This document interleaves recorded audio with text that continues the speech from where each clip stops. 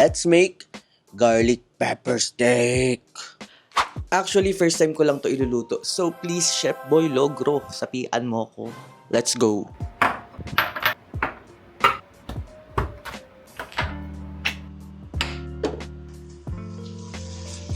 So, i-wait lang natin na medyo maluto yung beef.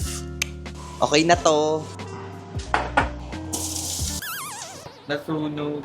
Okay, take 2.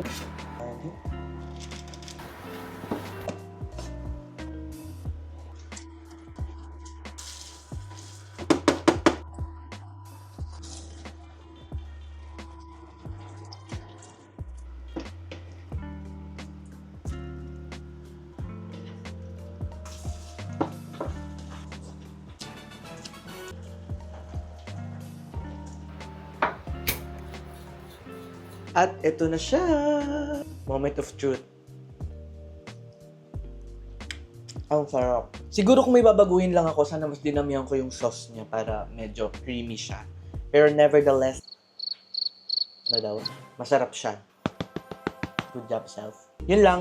Bye!